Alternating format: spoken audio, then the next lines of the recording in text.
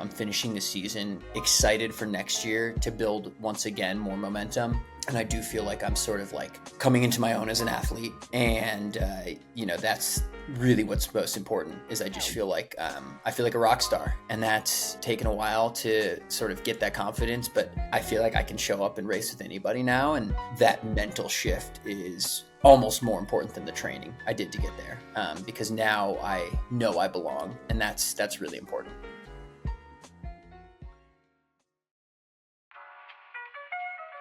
That was Drew Hunter today back on the Running Effect podcast. It's always a privilege to spend some time learning from a legend himself, Drew, and specifically after he had debatably the greatest season of his career, where he ran 3:33 in the 1500, which was a personal best. He also ran a personal best in the 10K of 27:24.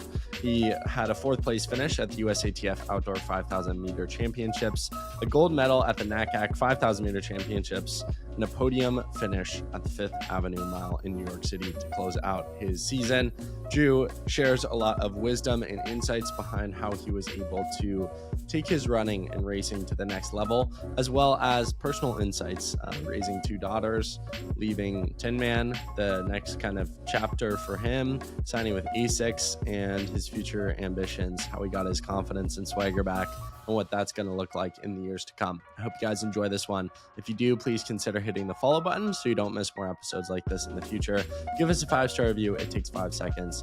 And share the podcast with a friend, because word of mouth marketing is the easiest way in which we can grow. Without further ado, enjoy my conversation with the one and only, the man, the myth, the legend, Drew Hunter. Ladies and gentlemen, he is back. The man of the hour, Drew Hunter, fresh off of final race of the year, now on his break. How you doing, Drew? Good, man. I think this is our third time. Is that right? So third time's the charm. Cool. Best one ahead. How does it feel, man? Are you the type that you get to the end of the season and you're excited to have a few chocolate chip cookies, go to bed late, sleep in? I guess you have 2 kids, so probably not a possibility. Or are you the type that's like itching to get running again? A little of both, and that's where you want to be. You want to, like I was looking for, I like little things for me. Like I was looking forward to just, not having the run be the first thing I do in the morning. Like that's just how I train every day. So that's nice. But I also just like love exercise and love moving. And so for me to take away my favorite moving activity is the tough part. But yeah, I think a break at the end of the year is more of a mental refresh. Like I don't feel burnt out. Like I ended my season really, really well. And so I feel like I could honestly have just kept going but running out of races, and we want to peak when,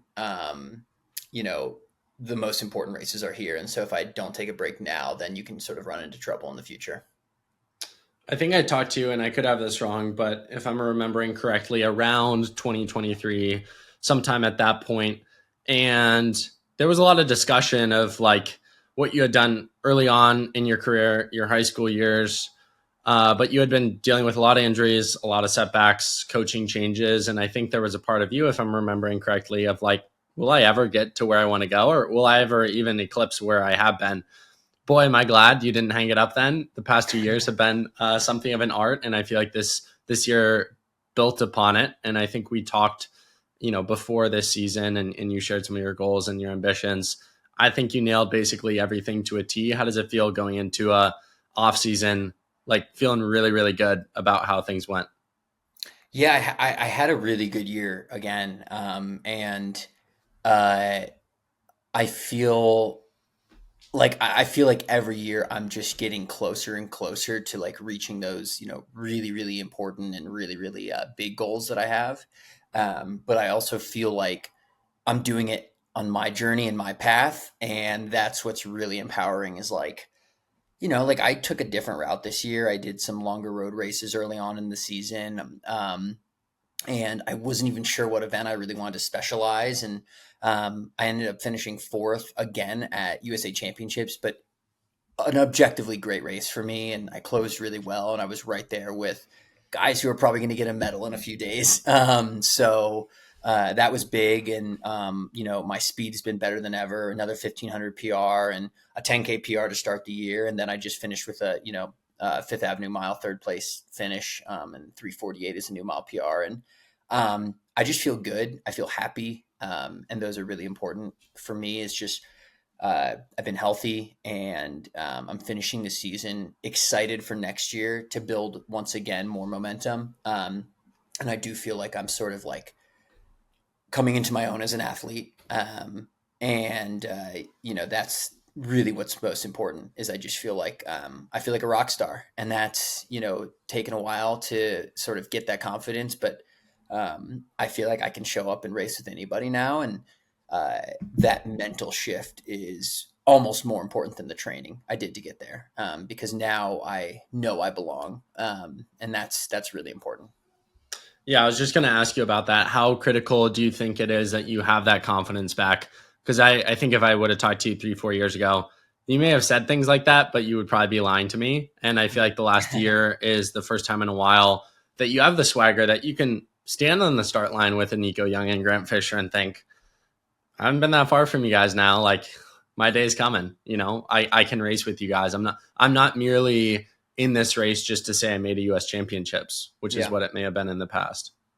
Yeah, absolutely. It's a totally different mindset, and it's a totally different how you approach racing changes completely. When you're just sort of a passenger, like, okay, like I'll get on the train and I'll finish, fifth to eighth, and maybe I'll run a small PR, but I was kind of a non-factor versus now I'm, kicking for the win in big races, USA championships. Like I was, there at the bell, I moved up, I passed a few guys, and if the race was maybe 10 meters longer, I maybe even could have gotten the third place. But that is so different. And that, racing boldly like that is almost more of a mental, thing than physical. Obviously, I've now put in the hard yards and I've done the training to justify doing that. But really, the mentality I have with racing is so different compared to a few years ago, where it was like, okay, just play it safe, like go to the back, pick some guys off at the end, and have an okay race. Don't screw things up. Now it's about taking risks and trying to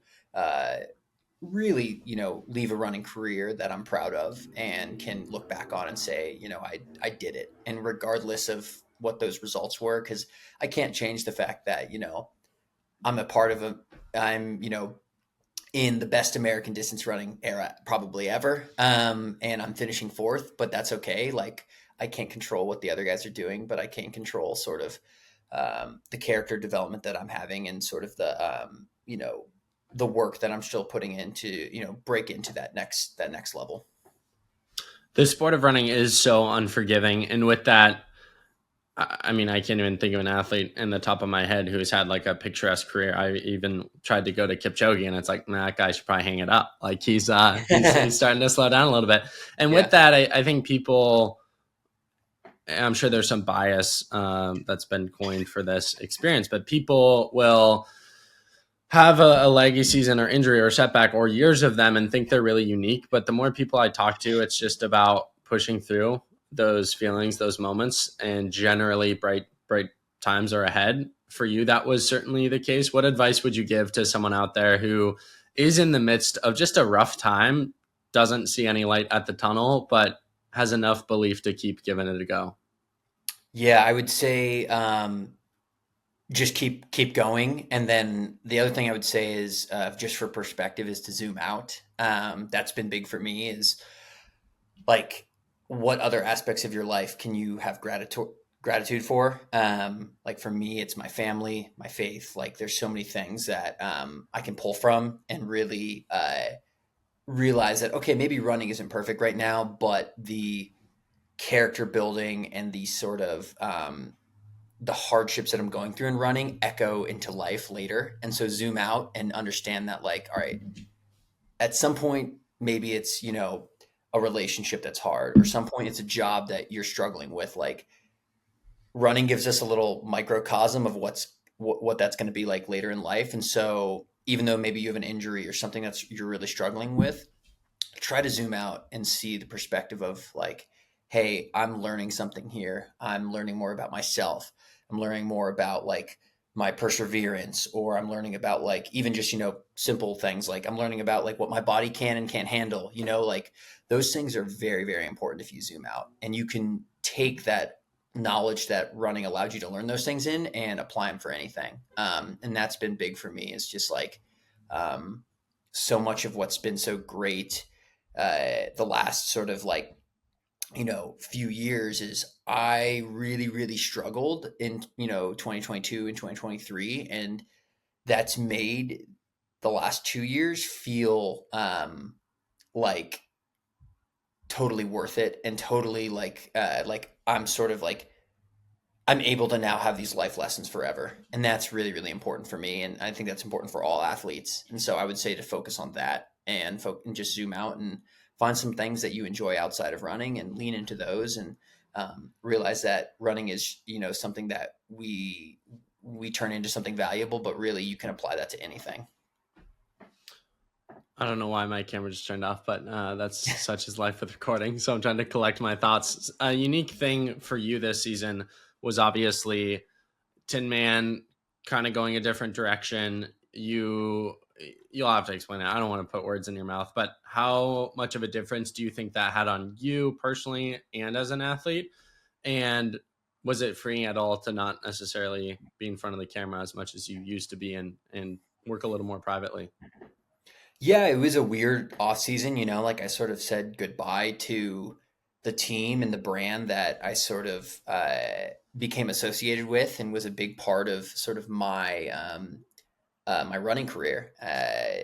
Basically from 2018 on until like this last year, I was on camera every day. I mean, I lived with our media people and we were selling gear, we were hosting running camps, we were doing all these really, really cool things. And um, that sort of all came to a stop this last year. And I think at first it was tough. Like I remember, being pretty emotional about it. Like it felt like I didn't want to say goodbye to it and it didn't end on the terms I wanted, which was even more frustrating. I signed with a different brand and I sort of couldn't be in any of the media stuff anymore. And the team was going into the direction of marathon racing, which obviously I'm not doing. So, um, but just like you said, I do think there was a lift off my shoulders. And, you know, I have my family now, and I think that it allowed me to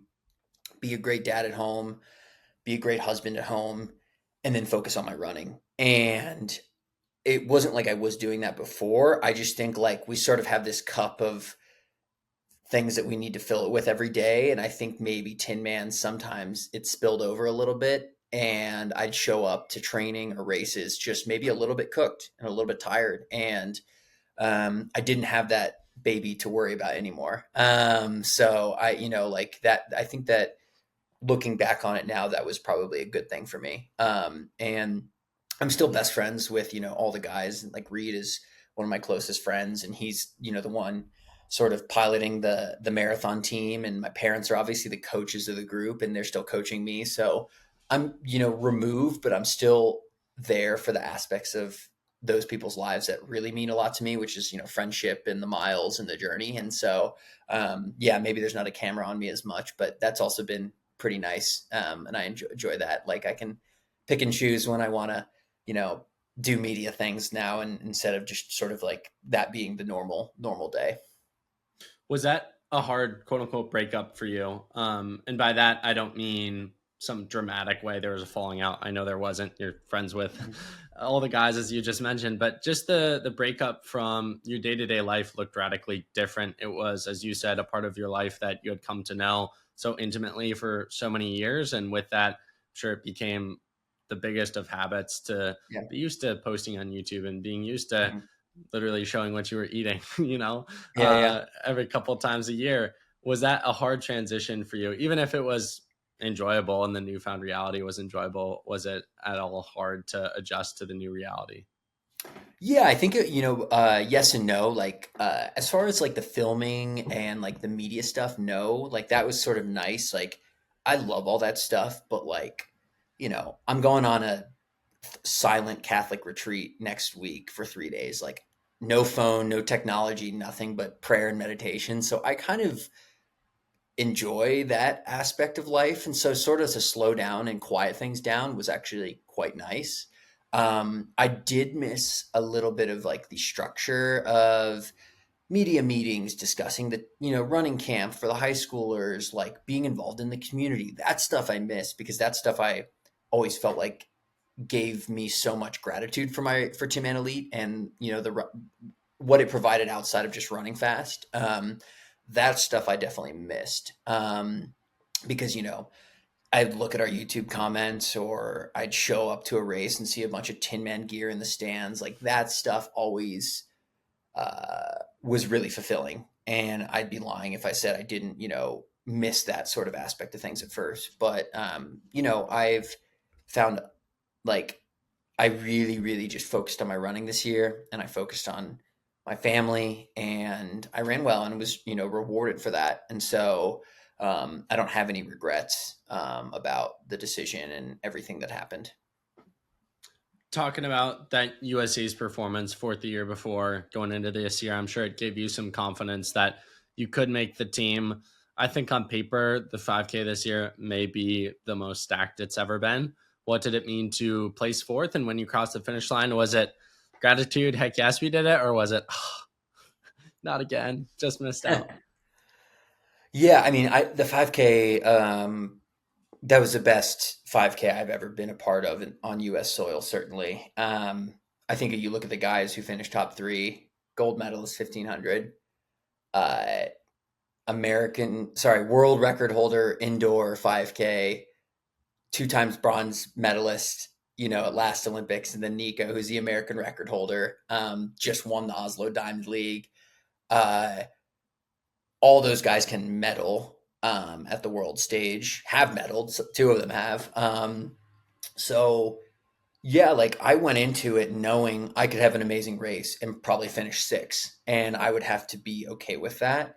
And I had an amazing race and I finished fourth, and so I finished and I was okay with that. And um, I think it's more disappointment that our sport really, really does reward the people who make world teams. And then there's just like a huge drop off. Like it's sort of like nothing else matters. And that sucks. But there's a reality that I sort of realized that, I'm at Fifth Ave this last weekend. I'm like, I'm hanging around Yard Goose who wants to be at the world championships. And I'm like, this race actually means nothing to him.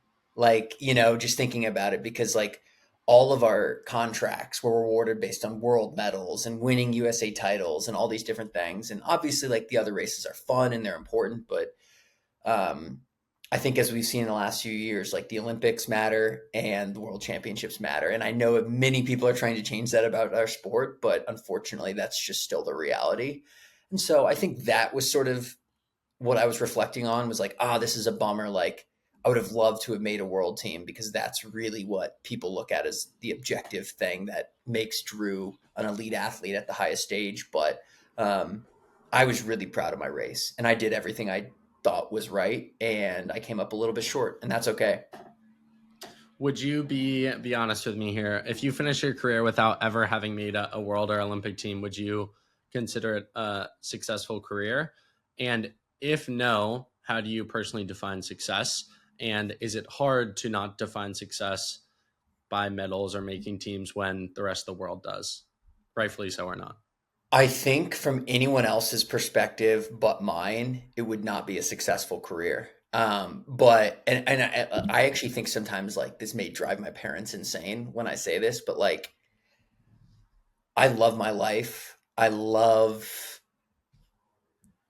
my family like dearly, and like I just do not think that a medal or making a world team will change that at all. Um, it's just like, when people like reach a milestone of something they've been working for their entire career, it's like the next morning they wake up and do exactly what they've done as they were still chasing it. It's like the journey and the process is that will echo into an eternity for me, and that will be what legacy means for me, not like the medals or the times I run. Like I think about this the other, like when I got back from Fifth Ave, I was like, I just ran 3 minutes and 48 seconds in the mile. my entire life goal was to break 350. And I just like did it, and I was happy and I was smiling, and I got to visit one of my best friends after the race in New York City and hang out with his family. And then I got to get on a flight later that day, come home and see my wife and kids.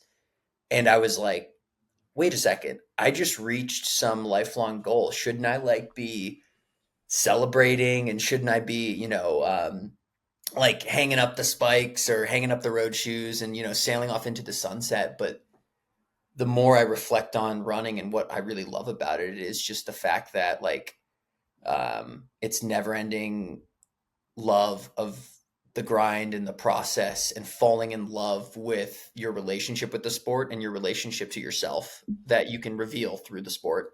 And I know I'm maybe not articulating that well, but for me, that's what success is. And so if I never make a team, like there's not a single part of me that's going to be like, I'm a failure, I didn't do it. I want to make those teams. I'd be lying if I said I didn't, but like I'm doing everything I can to do to make them, and I haven't yet, and that's okay.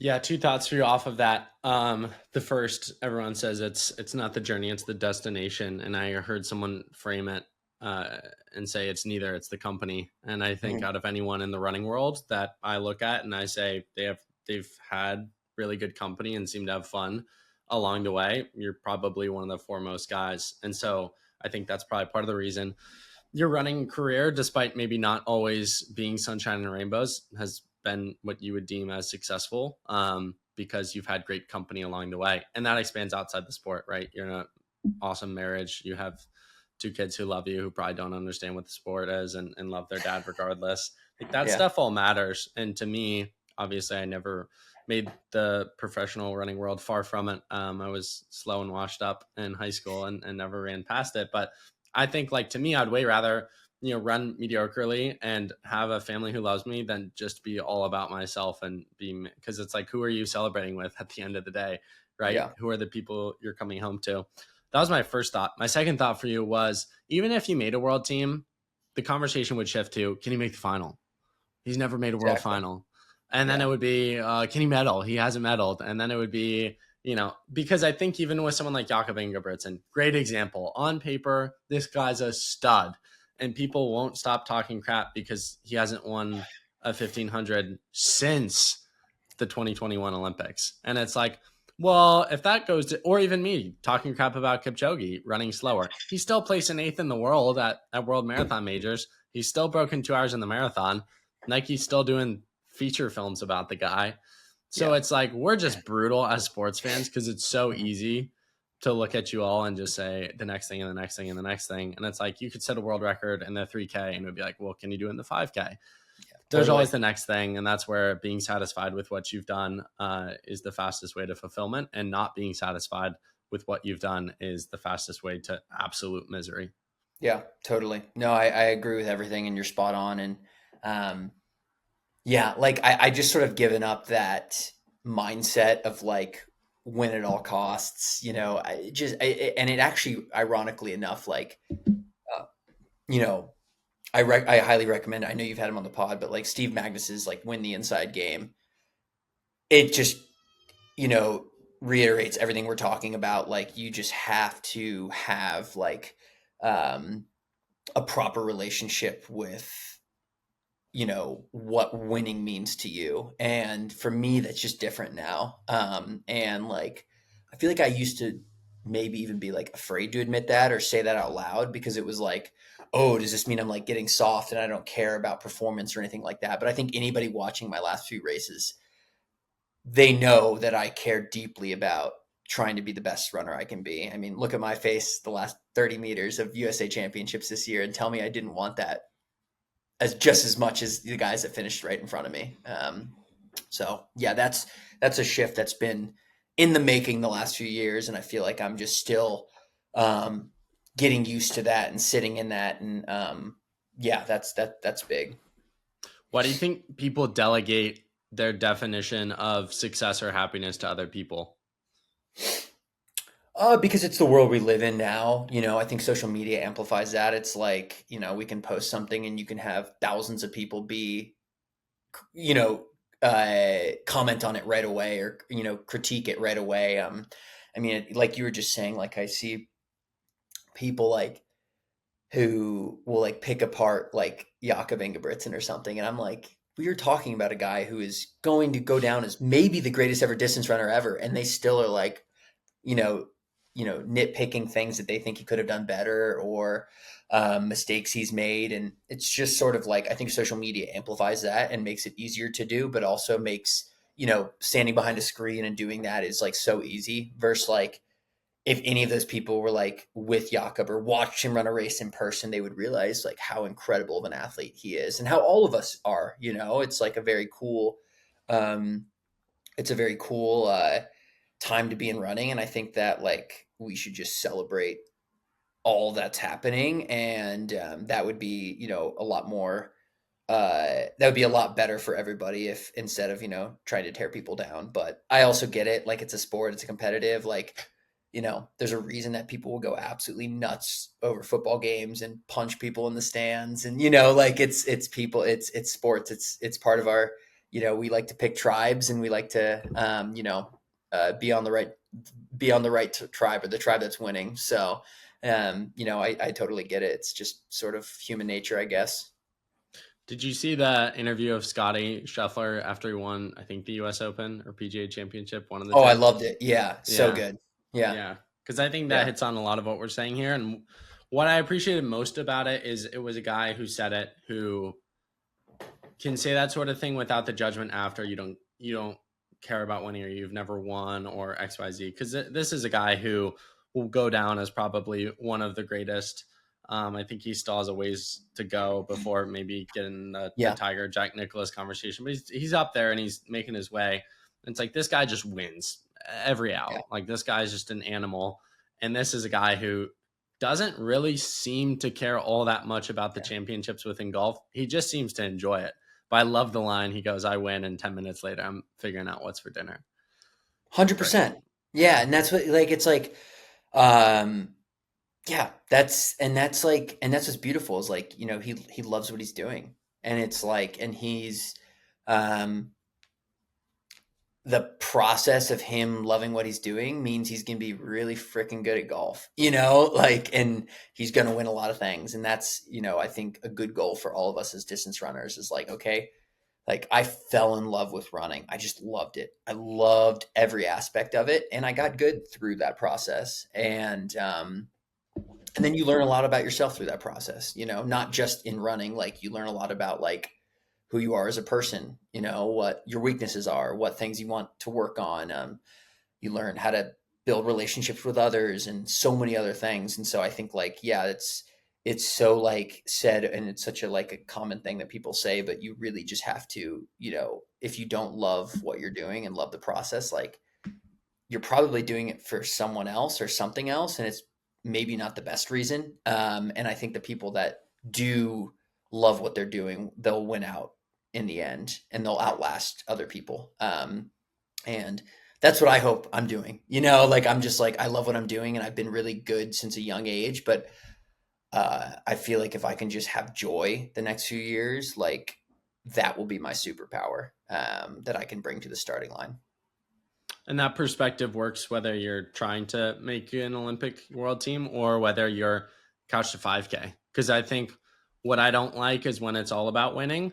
Hmm. And then I feel like that advice rubs wrong on the high schooler or the person who's just trying to get into running. And it's like, no, you'll probably go further if you just focus on yourself and your own joy and Yeah. journey within the sport rather than like even with training. I think it's inspiring to chase after goals and times. Like, don't get me wrong, it's super motivating. Totally. It's super dopaminergic, if that's a word. Like, it's a great process.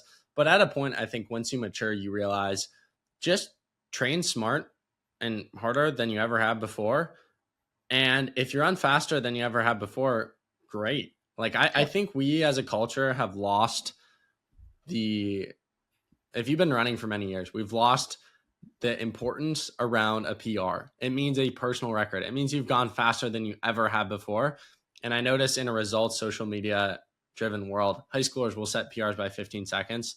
but not have hit their A goal, and they're pissed. And it's like, Yeah. no, you're missing out. Like you Yeah. can't PR forever. You literally ran faster than you ever have before. And then Yeah. I think if we flip the perspective to just like, I'm going to train to be better than I ever have been before, it would Hmm. be a way more fulfilling process than Yeah. trying to chase things that might not necessarily be ours. Because at the end of the day, you line up for a race, you can only control what you do. If you're in a cross Hmm. country race with 300 people, you can't control what they do. You have no clue how Totally. fast Yeah. they're going to run.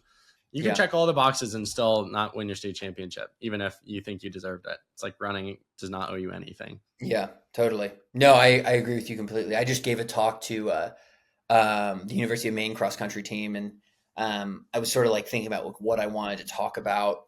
And that was like a big. I sort of came up with like 5 bullet points. Like basically, I was like talking about like celebrating the little wins, because I do think like, especially for like freshmen or people coming in, like, you've had in the NCAA, especially now, like guys are professional runners. So like don't expect like to show up and be lighting it up as a freshman. So that means you need to reframe a lot of the stuff that you thought was you go from a senior in high school. If you're getting recruited to run Division 1, you're probably winning invitationals. You're probably running in the 14 minutes or 15 minutes or 5K.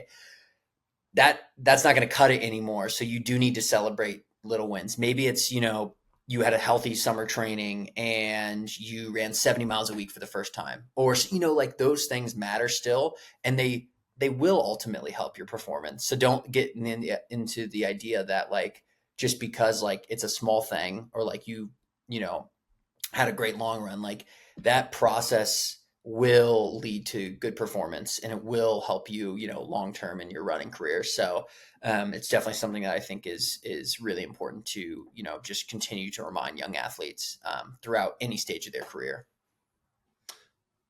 Before we wrap up, I would be remiss, and I would not be fair not giving you the spotlight talking about NACAC winning the 5K. Winning always feels good. How did it feel to win and win on a? I don't really understand what NACAC is, but I Neither just do know the I. Americans win every year, and it's always a cool moment. Yeah, no, it's a, anytime you get to wear the USA kit, there's a lot of pride there. And yeah, like that was like actually like my first. I've qualified for world teams before, but I never actually got to race. So that was actually the first time I'd worn like the USA kit ever.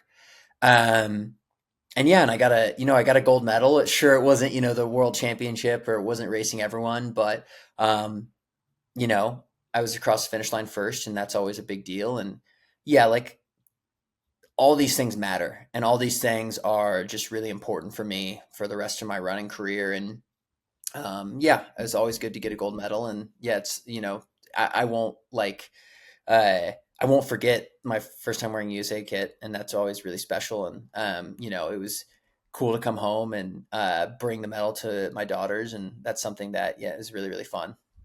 Does your oldest get it yet at all, or not quite? Yeah, she's 2.5. She'll say things like, when I leave for practice in the morning, like "Daddy's going running," or like my wife will bring both my daughters to the track, and she knows like "Daddy won a race" or something like that, like little things. But yeah, I'm excited. I just started my new contract with ASICS, and I have you know at least 4 more years of running. And by the time I'm up with that contract, I think she'll actually really understand it. And I really want to start taking her to races, and, just showing her that, because that's something I won't ever get back when I'm 40 or 50 and done. Like, it's like, oh, she can Totally, have those memories. That's going to be really special. totally, man. Final serious question for you: what's the final takeaway message you want to leave with the audience today, heading out of this one? Yeah. I think that it's something I've been reflecting on a lot in just sort of like my own running, and, just my own sort of like life in general, is surround yourself with really, really good people. I think something that was really big for me this year is like Austin Dalquist joined our team. Austin is so positive. He is such a good teammate, always trying to uplift others. And I think that really, really like rubbed off on me and helped me a lot this year. Like, unfortunately, I can be somewhat of a pessimist from time to time, or like I put realist and pessimist in the same time. I'm very like, this is how I'm going to do this weekend, or I'll be somewhat negative and downplay it. And I think Austin was the first person to bark back at me and say, no, you can run, you can do this, or you can be better than that. And I just felt like that was really, really important for me. And it's something that I want to do better this year. So that's sort of my parting thought is lean into your teammates who are positive, surround yourself with them. And if you find yourself being the negative one or the one that's maybe the Debbie Downer, try to reframe things and celebrate others' wins, celebrate other people. I think that's really important. And that's something that, Austin's really helped me with the last year. Final question for you off of our last conversation. You're a book nerd. One book recommendation for the people out there. Sweet. Yeah. So this is like a Christian meditative book, but I just finished it. It's called Into the Silent Land. Talks a lot about how to pray, but I also think it's a book that even if you're not a Christian or you're someone that doesn't maybe understand that stuff, I think it's a really great read. It's very about, just being okay with silence, and something that in our culture is very, very, we never have silence anywhere. Like I said, I'm a weirdo. I'm going on a silent retreat next week, and I can't wait to do it. So Into the Silent Land is a book that I would recommend for someone that's like maybe overstimulated, maybe wants to learn how to be better about being still and sitting with their thoughts and meditating and praying. And it's from the Christian perspective, but I really think it's valuable information for almost anybody. So that's a book that I just finished, and really, really took a lot from that. It has nothing to do with running. So if people want, want a running book, sometimes those are the best books about running. I hear coaches say all the time, sometimes the best coaching lessons come from studying other sports. So Drew, our time is never long enough. I will get you back on, but in the meantime, thank you for packing 35 minutes with wisdom, stories, inspiration. I always love my time with you and appreciate it.